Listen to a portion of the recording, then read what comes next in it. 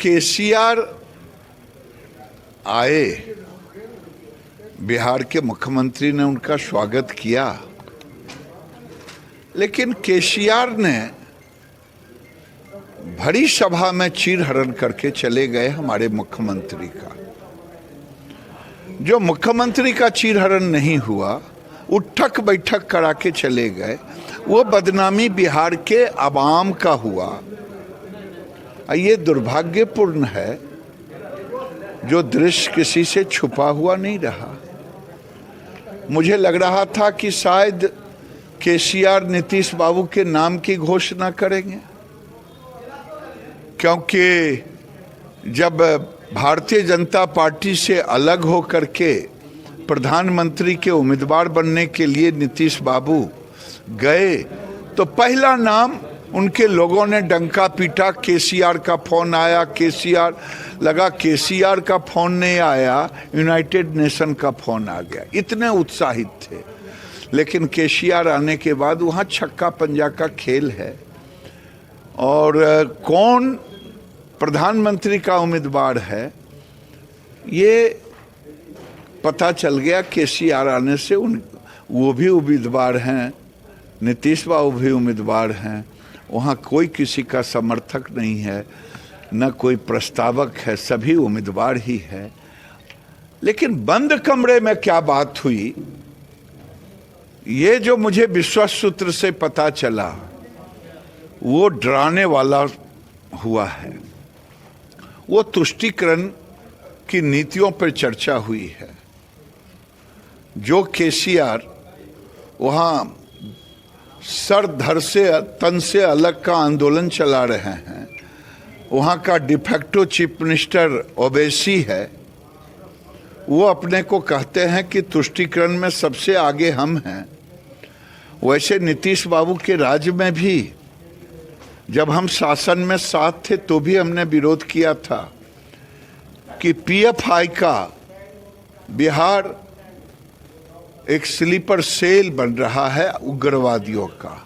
कमरे में जो गॉसिप हुआ है वो हुआ है, मैं सर से तन से सर जुदा करने का अभियान चलाया हूं। आप पीएफआई और इस्लामिक कानून लगा रहे हैं बिहार में और देश में। ये आंदोलन चलेगा और हिंदू मुक्त भारत का अभियान चलाएंगे, जो भारत को कबूल नहीं। ये कौन सा जुमला, कौन सा आश्वासन।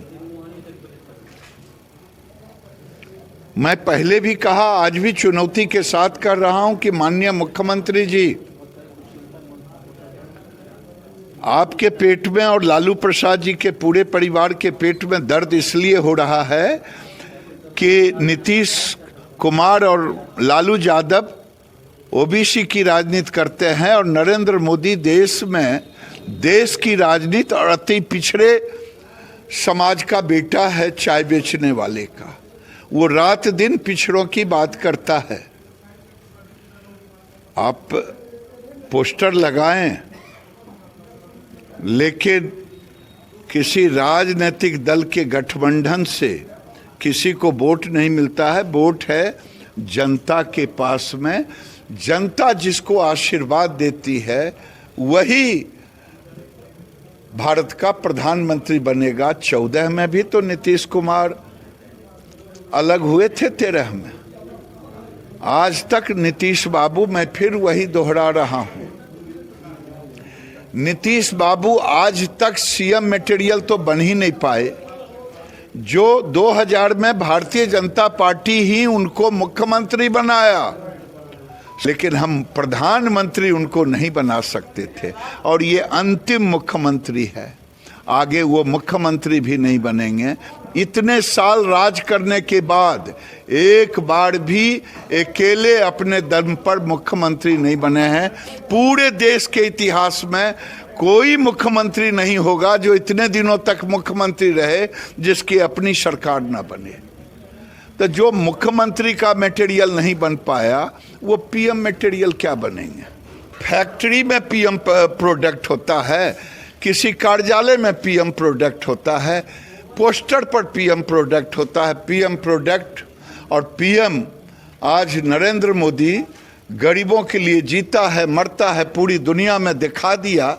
मदरसा का सर्वे उत्तर प्रदेश में अगर करा रहे हैं योगी जी, तो मैं उन्हें कोटिशः धन्यवाद देता हूं कि उनके मंत्री ने कहा है कि गरीब मुसलमानों को अच्छी शिक्षा मिले, क्योंकि विज्ञान युक्त शिक्षा मिले। हम सर्वे करेंगे, पेट में दर्द हो रहा है, जो तुष्टीकरण की राजनीति और कट्टरपंथी राजनीति करते हैं उनको पेट में दर्द हो रहा है। मैं तो कहता हूं बिहार में भी, बिहार नेपाल से जुड़ा हुआ सीमा है, बिहार का बांग्लादेश से जुड़ा हुआ सीमा है, इसलिए यहाँ भी हर मदरसे का, हर मस्जिदों का सर्वे होना चाहिए कि ये कौन रजिस्टर्ड है, कौन अनरजिस्टर्ड है, कौन इसमें रोहिंग्या लोगों को बहका रहा है और कौन बाहरी है घुसपैठ।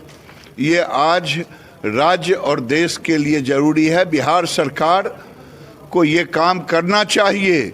अगर बिहार सरकार नहीं करती है, इसका मतलब तुष्टीकरण की राजनीति की ओर चला है।